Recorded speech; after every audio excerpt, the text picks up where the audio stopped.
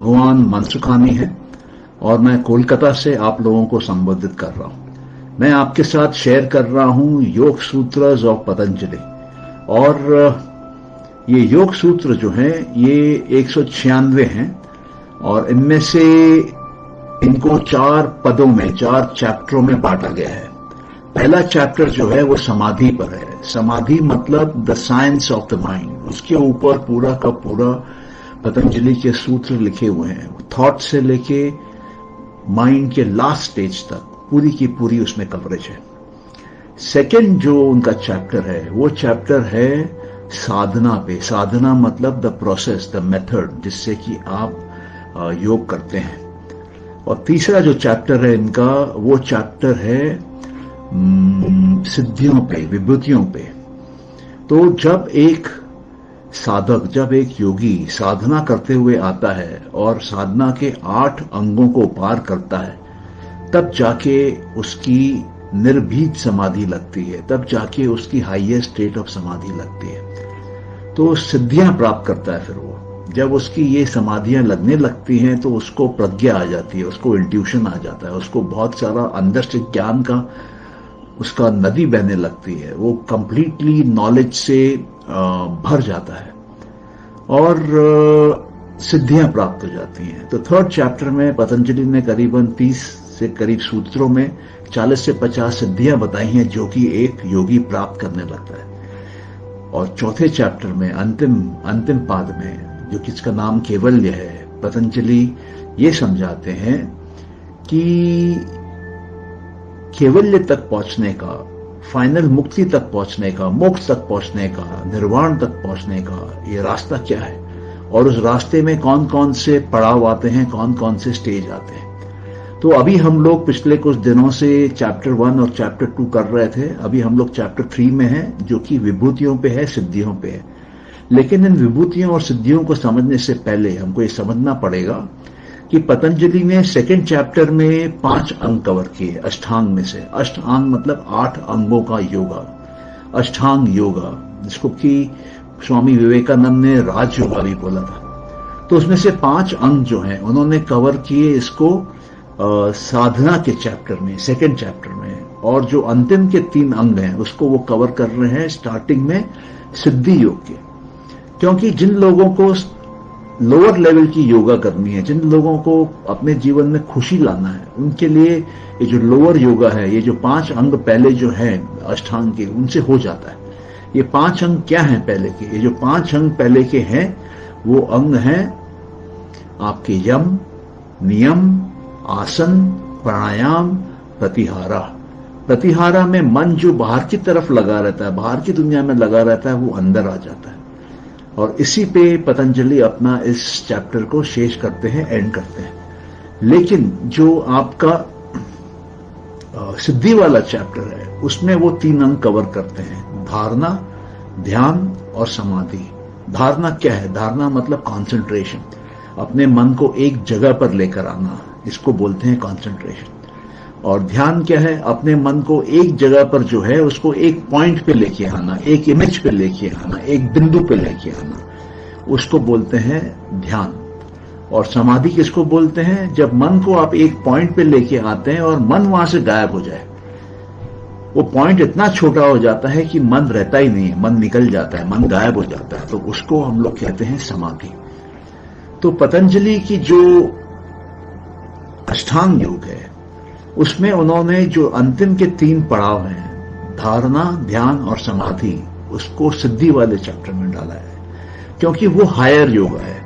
वो योगा उन लोगों के लिए है जो कि योग में आगे जाना चाहते हैं, सिद्धियां प्राप्त करना चाहते हैं, अपने प्रकृति के नियमों को टेस्ट करना चाहते हैं और उसके भी आगे जाकर केवल्य प्राप्त करना चाहते हैं, जीवन मरण से मुक्ति प्राप्त करना चाहते हैं, मोक्ष प्राप्त करना चाहते हैं, निर्वाण प्राप्त करना चाहते हैं, एब्सोल्यूट इंडिपेंडेंस चाहते हैं। उस केस में क्या होता है कि जब केवल्य का ज्ञान मिल जाता है तब पुरुष प्रकृति से अलग हो जाता है, तब जो हमारी आत्मा है वो प्रकृति से अलग हो जाती है।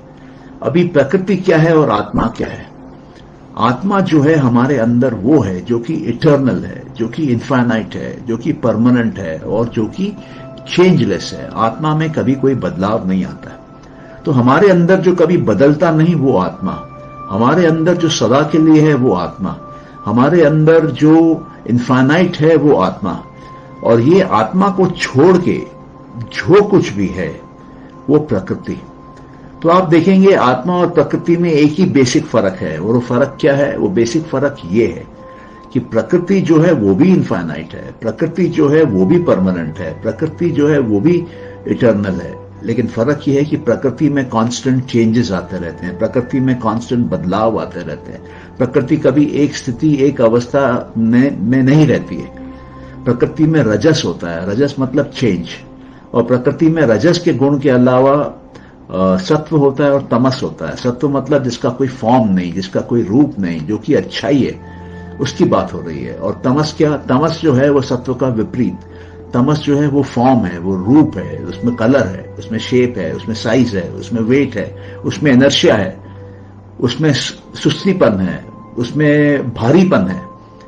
तो प्रकृति में हम देखेंगे कि ये तीन गुण हैं और ये कॉन्स्टेंटली बदलते रहते हैं, ये एक जगह नहीं रहते हैं, इसमें कांस्टेंट चेंज आता रहता है। तो ये जो चेंज है वो प्रकृति में है, ये जो सत्व है वो प्रकृति में है, और ये जो तमस है वो प्रकृति में है। लेकिन पुरुष के अंदर इनमें से ऐसा कुछ भी नहीं है। पुरुष में न तो सत्व है, पुरुष में न तो तमस है, पुरुष में न तो रजस है। पुरुष मतलब आत्मा, इसका मतलब आत्मा में न कोई रूप है, आत्मा में न कोई निराकारपन का ऐसा है जो बदलता रहता है। रजस आत्मा में नहीं है, आत्मा फिक्स्ड है, आत्मा स्टेशनरी है, आत्मा में कोई बदलाव नहीं आता। आत्मा सदा के लिए है, आत्मा को हम काट नहीं सकते, आत्मा को हम जला नहीं सकते, आत्मा को हम भिगा नहीं सकते। क्यों? क्योंकि उसमें आकार ही नहीं है, वो निराकार है, वो फॉर्मलेस है, वो हम उसको देख नहीं सकते, वो इनविजिबल है। तो आत्मा जब प्रकृति के साथ मिलके एक हो जाती है तब हमारे अंदर सारे दुख आते हैं। और अगर हमको इन दुखों को मिटाना है तो हमको अपने अंदर से प्रकृति को अलग करना पड़ेगा आत्मा से। अब प्रकृति क्या है? प्रकृति के अंदर में दो चीजें हैं। एक, जितना भी मेंटल वर्ल्ड है, माइंड, इंटेलेक्ट, ईगो, ये सब प्रकृति के हिस्से हैं। और इसके अलावा बॉडी, मैटर, सारे ऑब्जेक्ट्स, ये सब प्रकृति के हिस्से हैं। अब जो प्रकृति के हिस्से हैं ये इनर्ट हैं, ये जड़ है, इसमें कोई कॉन्शियसनेस नहीं है, कोई चेतना नहीं है। और जो पुरुष है उसमें कॉन्शियसनेस है, उसमें चेतना है। तो अगर हमको हमारा पुरुष जो प्रकृति के साथ मिलकर जन्म लेके आता है तो वो दुख देखता है। क्यों देखता है? क्योंकि वो अपने आप को गलती से प्रकृति समझने लगता है। तो अगर हमको मानव जीवन से दुख को हमेशा के लिए निकालना है, पूर्ण रूप से निकालना है, कंप्लीटली निकालना है, तो उसका तरीका क्या है? उसका तरीका बड़ा सिंपल है। हमको ये समझना पड़ेगा कि हम आत्मा है, हमको ये रियलाइज करना पड़ेगा कि हम आत्मा है, हमको ये अंदर से ये एहसास करना पड़ेगा कि हम आत्मा है। और हमको छोड़ के जो कुछ भी है, जो बदल रहा है कॉन्स्टेंटली, वो प्रकृति है। आत्मा क्या है? दृष्टा है, देखने वाला है। प्रकृति क्या है? दिखाने वाली है। सीन प्रकृति है, सीयर आत्मा है। तो अब ये जब प्रकृति और आत्मा जन्म से एक साथ मिले हुए, जुड़े हुए बाहर निकलते हैं, तो उसमें हम अपने अंदर ये कैसे एहसास करें कि हम पुरुष हैं, ये कैसे एहसास करें कि प्रकृति हमसे अलग है। तो पतंजलि कहते हैं कि उसके लिए अष्टांग करिए, अष्टांग योग करिए। सबसे पहले यम, नियम, आसन, प्राणायाम और प्रतिहारा करिए। ये जो 5 हैं ये हल्के योग हैं, ये बाहर के योग हैं, ये मन को साधते हैं जिससे कि हायर लेवल की योगा हो सके, सीनियर लेवल की योगा हो सके। ये जो सीनियर लेवल की योगा है, ये जो हायर लेवल की योगा है, वो है धारणा, ध्यान और समाधि। धारणा मतलब कॉन्सेंट्रेशन, ध्यान मतलब मेडिटेशन, समाधि मतलब एब्जॉर्प्शन। मन टोटल का टोटल एब्जॉर्ब हो जाता है। और जब समाधि लगने लगती है तब हम देखते हैं कि हमारा मन का जो हिस्सा है वो धीरे धीरे घटने लगता है, वो धीरे धीरे खत्म होने लगता है। तो मन कैसे गायब होने लगता है? तो जब हम समाधि में स्टार्टिंग में पहुंचते हैं तो हमको शरीर का एहसास रहता है, फिर कुछ समय के बाद वो शरीर का एहसास हमारा चला जाता है। अब सेकंड स्टेज में समाधि में क्या होता है? हमको अपने विचारों का एहसास रहता है। शरीर का एहसास बंद हो गया ना, लेकिन विचारों का एहसास रहता है। जब हम और देर समाधि में बैठते हैं और आगे बढ़ते हैं, तब हम पाते हैं कि जो शरीर और जो विचारों का एहसास था वो भी बंद हो जाता है। अब हमको एक आनंद की फीलिंग आती है, हमको अच्छा लगने लगता है, हमको बहुत खुशी मिलने लगती है जब हम समाधि में जा रहे हैं अंदर। और इसके भी बाद एक स्टेज आता है जिस स्टेज में ये आनंद भी बंद हो जाता है और हमको ऐसा लगता है कि हम जो हैं, हम अपने आप को देख रहे हैं, हम अपने अंदर में हम खुद ध्यान कर रहे हैं। ध्यान करने वाला मैं हूं, कोई और नहीं है। तो ये जो 4 प्रकार की समाधियां हैं, इसको सबीज समाधि बोलते हैं। ये समाधि के अंदर संस्कार बनते हैं, ये समाधियां रिकॉर्ड होती हैं। मन पूरी तरह से गया नहीं है। ये पूरी समाधि का प्रोसेस चित्त में एक कंप्यूटर की तरह रिकॉर्ड होती हैं, एक कैमरा की तरह रिकॉर्ड होती हैं। लेकिन ये जो अंतिम के 3 हैं, धारणा, ध्यान और समाधि, ये तीनों अंदर के अंग हैं। ये बाहर दिखाई नहीं देते। आप जब धारणा करते हैं तो किसी को बाहर दिखाई नहीं देता है। आप जब ध्यान करते हैं किसी को बाहर दिखाई नहीं देता है। आप जब समाधि जाते हैं किसी को बाहर दिखाई नहीं देता है। ये अंदर के अंग हैं और ऊंचे योग के अंग हैं। इससे सिद्धियां का द्वार खुलता है। इससे हमको अपने बारे में और गहराई में पता चलने लगता है। अद्भुत शक्तियां हमारे अंदर जागने लगती हैं। तो मेरे प्यारे भाइयों, मेरे दोस्तों, मेरे देशवासियों, अब आप देखिए कि ये जो 3, जिसको कि बहरंग बोला जाता है, बाहर के रहने वाले अंग बोले जाते हैं, ये भी हकीकत में पूरी तरीके से बाहर नहीं है। ये भी एक्चुअली कुछ हद तक अंदर है। किसके अंदर है? ये देखेंगे, ये तीनों एक्टिविटी जो है ये हमारे मन के अंदर, चित्त के अंदर, बुद्धि के अंदर हो रही है। मेडिटेशन जो है बुद्धि के अंदर होती है, कंसंट्रेशन जो है बुद्धि के अंदर होती है। लेकिन जो यम है वो बाहर दुनिया में होता है। नियम जो है, जो पहले 5 अंगों में से आते हैं, यम नियम, वो बाहर दुनिया में होते हैं। और जो आसन है वो शरीर में होता है, और जो प्राणायाम है वो भी शरीर में होता है। हम सांसों को अंदर बाहर करते हैं और करते हैं। लेकिन जो धारणा है, कंसंट्रेशन है, वो अंदर होता है। जो ध्यान है वो अंदर होता है। जो समाधि है वो अंदर होता है। और ये हायर योगा है, ये साधारण आदमियों के लिए नहीं है। ये उन्हीं के लिए है जो कि अपने जीवन में इस मार्ग में और आगे जाना चाहते हैं, सिद्धियां प्राप्त करना चाहते हैं, अद्भुत शक्तियां चाहते हैं, सुपरनैचुरल पावर चाहते हैं, मिस्टिक एबिलिटीज चाहते हैं, एक्स्ट्राऑर्डिनरी पावर का जो पोजीशन करना चाहते हैं, उनके लिए है।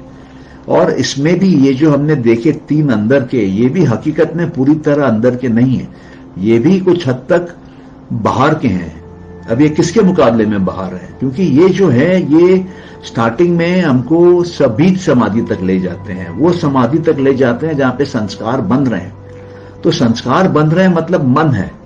लेकिन अगर हमको मुक्त होना है तो हमको फंसाता है मन, हमको बांध के रखता है मन। तो वो समाधि जो हमारे अंदर से मन को हटा दे, वो समाधि जो हमको मुक्त कर दे मन से, हमको लिबरेट कर दे मन से, हमको फ्री कर दे मन से, उसको बोलते हैं निर्बीज समाधि। निर्बीज क्यों बोलते हैं? क्योंकि वहां संस्कारों का बीज नहीं बनता है, वहां पर कोई रिकॉर्डिंग नहीं होती है, मेंटल रिकॉर्डिंग नहीं होती है। क्यों नहीं होती है मेंटल रिकॉर्डिंग? इसलिए नहीं होती है, जब मन ही चला गया, चित्त ही चला गया, तो क्या चीज की मेंटल रिकॉर्डिंग होगी?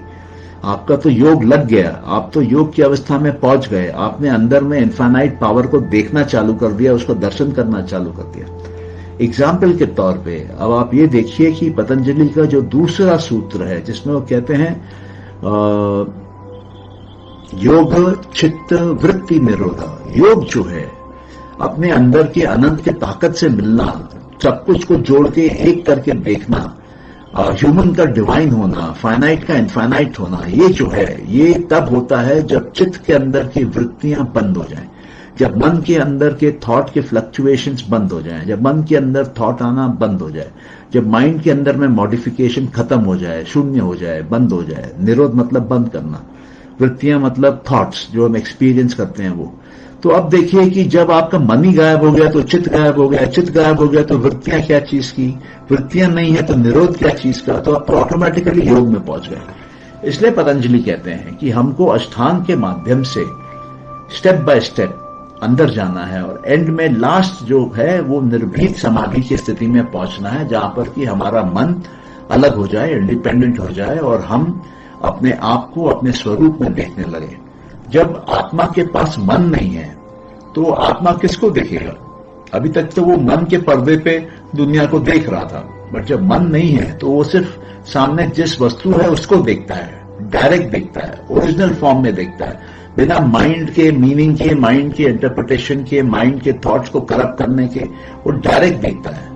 मन हट गया, मन अभी नहीं है बीच में, मन ड्रॉप हो गया, तो निर्भीत समाधि से मन ड्रॉप हो जाता है। लेकिन ये जो तीन जो हम देखे कि अंदर के अंग हैं, धारणा, ध्यान, समाधि, ये निर्भीत समाधि के पहले लगते हैं। तो निर्भीत समाधि जहां है उसके ये बाहर है। और इन तीन के बाहर कौन है? इन तीन के बाहर वो शुरू के 5 अंग हैं, यम, नियम, आसन, प्राणायाम और प्रत्याहार। तो आप देखेंगे योग के 3 स्टेज हैं, योग साधना के 3 स्टेज हैं। फर्स्ट स्टेज जो है उसमें आप यम, नियम, आसन, प्राणायाम और धारणा करते हैं। सेकेंड स्टेज में आप आप यम, नियम, आसन, प्राणायाम और प्रत्याहार करते हैं। सेकेंड स्टेज में आप धारणा, ध्यान और समाधि करते हैं। ये जो समाधि है ये सब बीज समाधि है। इस समाधि में संस्कार बंध रहे हैं, इस समाधि में मन है, इस समाधि में जो भी संस्कार बंध रहे हैं उन संस्कारों का कर्म बन रहा है, वो कार्मिक अकाउंट चल रहा है यहां पर। लेकिन जब हम लोग और आगे इसमें घुस के मेडिटेशन में निर्भीत समाधि में घुसते हैं तो वहां पर हमारा मन जो है वो ड्रॉप हो जाता है, वहां पर मन नहीं है। जब वहां पर मन नहीं है वहां पे संस्कार नहीं है, जब वहां पे संस्कार नहीं है तो वहां पे नया कर्म नहीं बन रहा है। तो हम अब मुक्ति के द्वार पे आ गए हैं, अब हमारा मुक्ति हो सकता है, हम इस प्रकृति से हमेशा के लिए बाहर निकल के जा सकते हैं, अब हम उस स्थिति पे आ जाते हैं। तो इसलिए मेरे प्यारे भाइयों बहनों, ये समझना बहुत जरूरी है कि योग 3 प्रकार के हैं। एक वो योग जो कि हम बाहर की दुनिया में करते हैं, एक वो योग जो कि हम अंदर की दुनिया में करते हैं, और एक वो योग जो हम अंदर की दुनिया में करते हैं। समाधि के भी अंतिम पड़ाव में करते हैं। समाधि के भी 4 समाधियां होने के बाद फाइनल समाधि के स्टेज में हम करते हैं। तो अंदर की जो 5 समाधियां हैं जो कि बहुत ही सरल रूप से समझने के लिए, पहला क्या है? पहले स्टेज में आपको शरीर का एहसास होता है, दूसरे स्टेज में आपको शरीर का एहसास होना बंद हो जाता है, आपके जो विचार है आपको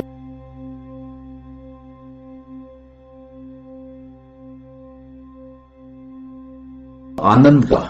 4th स्टेज में क्या होता है? 4th स्टेज में आपको आनंद से भी मुक्ति मिल जाती है, आपको ऐसा लगता है कि आप हैं और आपका जो मन है वो ड्रॉप हो गया।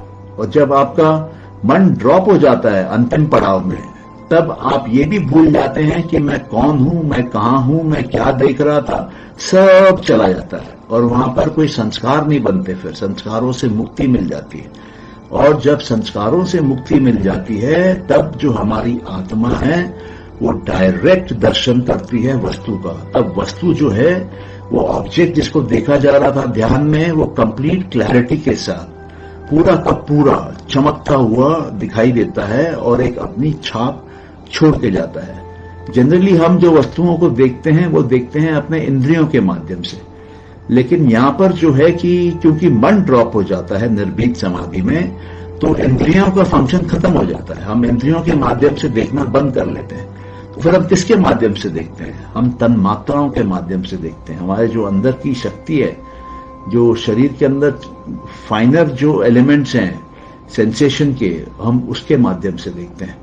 तो मेरे प्यारे भाइयों बहनों, मेरे दोस्तों, मैं आशा करता हूं कि आप मेरी बात समझे हैं, और अगर समझे हैं तो कृपया कमेंट्स कॉलम में यस डालिए।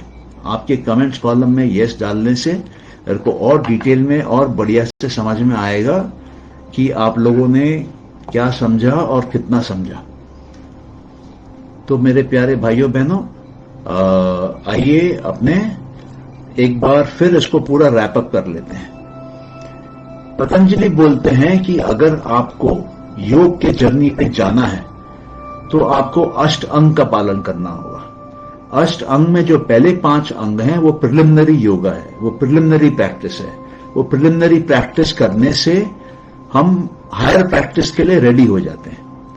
तो हायर प्रैक्टिस क्या है? हायर प्रैक्टिस है 3 अंग आखिरी के, जो कि इंटरनल हैं, जो कि हमारे अंदर के हैं। वो कौन से हैं?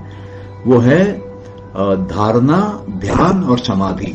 तो जब हम धारणा, ध्यान और समाधि करने लगते हैं तब हम समाधियों में, बीज समाधियों में first step, second step, third step, fourth step तक पहुंच जाते हैं। 4 समाधि के पड़ाव हम पार करते हैं इन 3 अंदर के अंगों में। शुरू में वो है, ये 3 अंग हैं, धारणा, ध्यान, समाधि। ये करके जो समाधि के 4 स्टेज हम कवर करते हैं वो है, पहला हमको शरीर का एहसास रहता है, वो चला जाता है। फिर हमको विचारों का एहसास रहता है, वो चला जाता है। फिर हमको आनंद का एहसास रहता है, वो चला जाता है। और फिर हमको अपने आप का एहसास रहता है कि मैं हूं। फिर वो मैं हूं, वो मैंपन, वो भी चला जाता है। तो ये जो मैं हूं, मैंपन जब चला जाता है, उसके बाद अभी भी वहां पे संस्कार बन रहे हैं, संस्कार पूरी तरह खत्म नहीं हुए हैं। और हमको बंदिश में कौन डालता है? हमको बंदिश में मन डालता है। तो अष्टांग योग का अंतिम कोशिश क्या है कि हम मन को निकालें। तो मन को कैसे निकालते हैं? निर्भीत समाधि करके। निर्भीत समाधि क्या है? जिसमें संस्कार नहीं बन रहे हैं, जिसमें कोई रिकॉर्डिंग नहीं हो रही है, जिसमें कोई मन का प्रेजेंस नहीं है। तो जब निर्भीत समाधि लगती है तब योगी ये भी भूल जाता है कि वो कौन है, वो कहां है और वो क्या देख रहा है, और जिस वस्तु को देख रहा है उसका नाम क्या है, जिस वस्तु को देख रहा है उसका वर्णन क्या है। तो अब उस जगह पर क्या बचता है? उस जगह पर योगी नहीं बचता है, क्योंकि जब मन नहीं है तो योगी को पता ही नहीं होता कि मैं हूं। तो सिर्फ वो जिस वस्तु पर फोकस कर रहा होता है वो होता है, और वो भी अपने टोटलिटी में होती है वस्तु। वो ऑब्जेक्ट टोटलिटी में कंप्लीट हमको दिखती है। कंप्लीट क्यों दिखती है? क्योंकि जब हम उस ऑब्जेक्ट को अपने इंद्रियों से देख रहे होते हैं पहले, तब हमको वो ऑब्जेक्ट लिमिटेड दिखता है, टोटल नहीं दिखता है, लिमिटेड दिखता है। अब आप बोलेंगे लिमिटेड क्यों दिखता है? लिमिटेड इसलिए दिखता है कि हमारे इंद्रियों की सीमा है। मान लीजिए कोई लाइट है जिसमें 7 प्रकार के रंग हैं विबजॉर के, violet, indigo, blue, green, yellow, orange, red. अब जो लाइट है उसमें इंफ्रारेड भी है, जो लाइट है उसमें मान के चलिए कि ये आपका अल्ट्रावायलेट भी है। तो ये हमको दिखेंगे? नहीं दिखेंगे।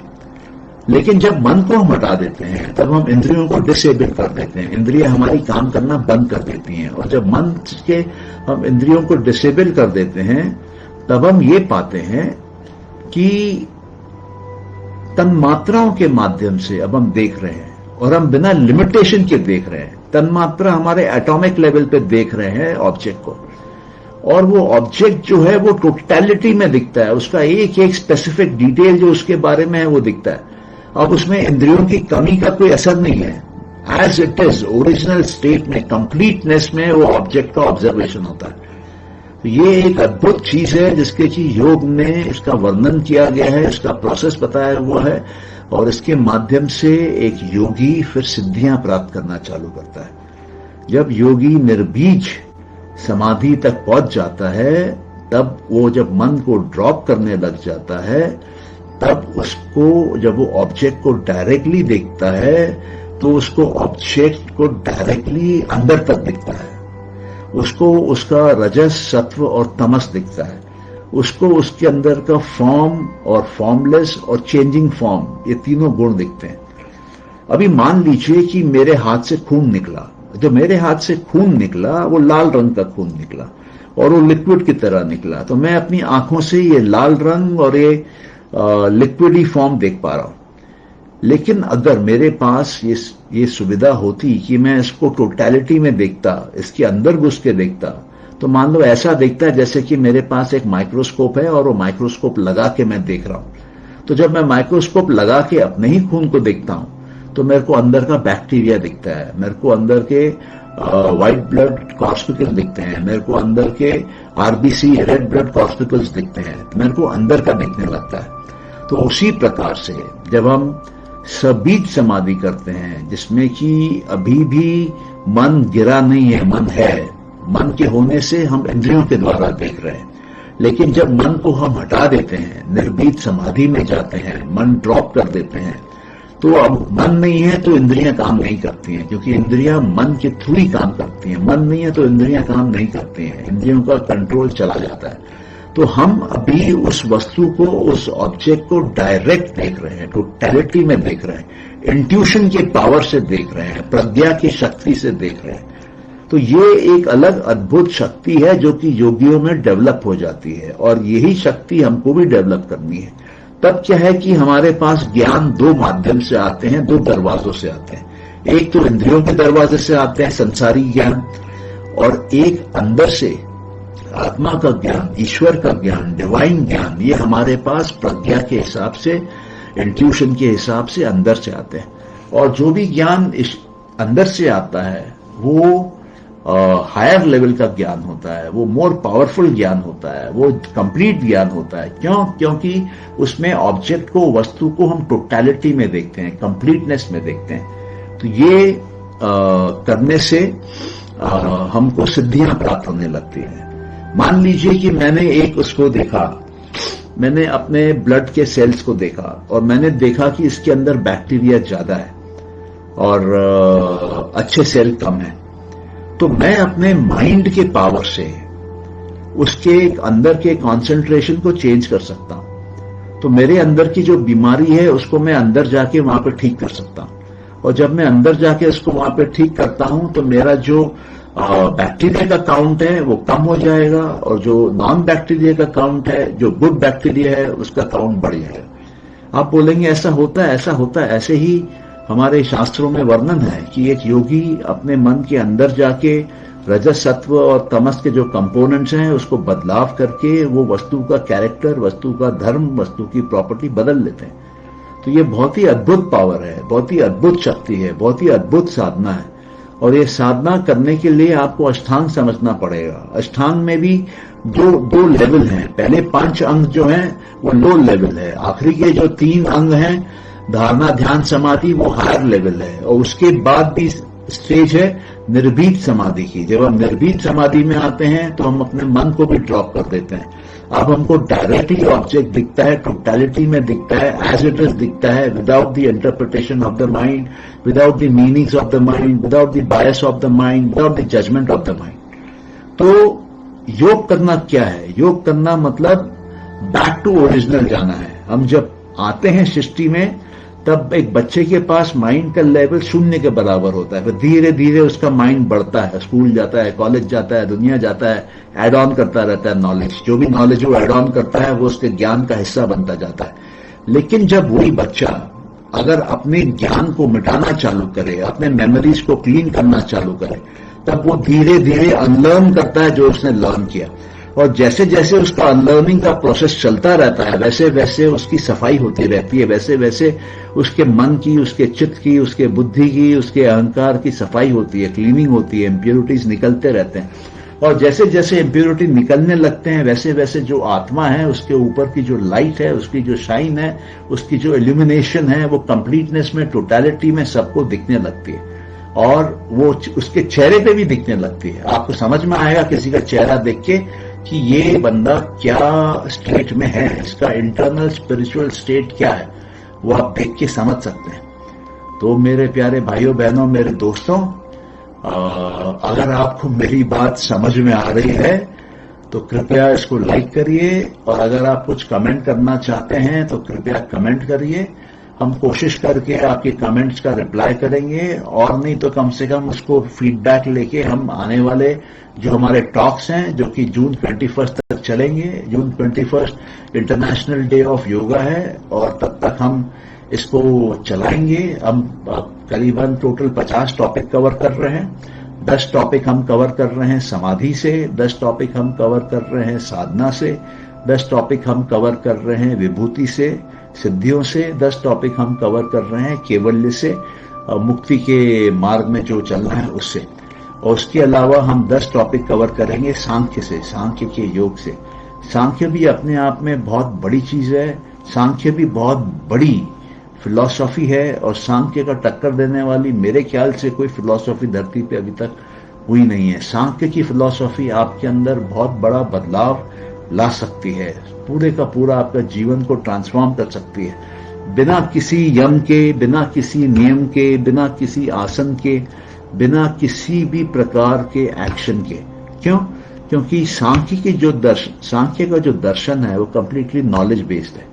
तो उसके बारे में अपने बाद में कवर करेंगे। अभी हम लोग सिद्धियों को देखेंगे कुछ दिन, और किस किस प्रकार की सिद्धियां होती हैं, क्यों आती हैं, कैसे उनका साइंस है, कैसे वो एक योगी उसको एक्सेस करता है, रीच आउट करता है और लाता है। अगर आप सिद्धियों के बारे में और डिटेल में जानना चाहते हैं तो कृपया कमेंट्स कॉलम में यस लिखिए, ताकि हमको समझ में आए कि आप इसके बारे में इच्छुक हैं, जानना चाहते हैं, तो हम आपको इसके और इन्फॉर्मेशन लेके देंगे। और अगर आप इसके बारे में और डिटेल में जानना चाहते हैं, इसके क्लास करना चाहते हैं, तो हम लोग क्लासेस करते हैं। हमारे 5 कोर्स हैं। पहला कोर्स जो साइंस ऑफ द माइंड पे है, समाधि पे है, वो एक कोर्स है, 5 दिन का कोर्स है। और जो दूसरा कोर्स है वो आपका साधना का कोर्स है, जिसको हम अष्टांग बोलते हैं। ये भी 5 दिनों का कोर्स है, सवेरे जनरली होता है 7 से 8:30 बजे। और तीसरा जो कोर्स है वो आपका विभूतियों का, सिद्धियों का कोर्स है। ये भी सवेरे होता है 7 से 8:30 बजे, मंडे टू फ्राइडे जनरली करते हैं इसको।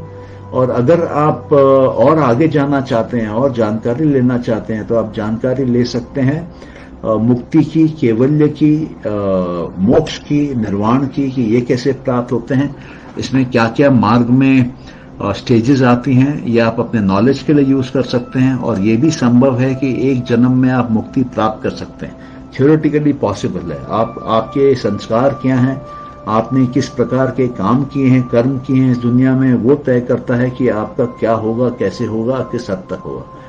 तो चलिए भाइयों बहनों, आपका बहुत बहुत धन्यवाद, बहुत बहुत शुक्रिया। आप आज आए, आपने ये सुना। आशा करते हैं कि इससे आपके जीवन में एक बहुत बड़ा बदलाव आएगा, और आपके अंदर के बदलाव से आपके आसपास के लोग प्रभावित होंगे। आपके मन में शांति आएगी, आपके परिवार के लोगों में शांति आएगी। ये आप डेली हम शाम को 7 बजे से करते हैं। आपको अच्छा लगता है तो आप लाइक करिए, और डेली शाम को 7 बजे आइए।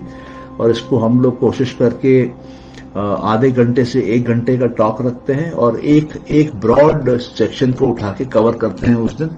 आपके कोई प्रश्न है तो आप कमेंट्स में लिख लीजिए, और अगर संभव हुआ तो हम लोग आपके कमेंट्स का उत्तर देंगे। अगर समय नहीं हुआ तो कम से कम आपका उसको फीडबैक लेंगे, और फ्यूचर में जब भी मौका लगेगा तो आपके प्रश्न का हम लोग उत्तर देने का पूरा चेष्टा करेंगे, कोशिश करेंगे।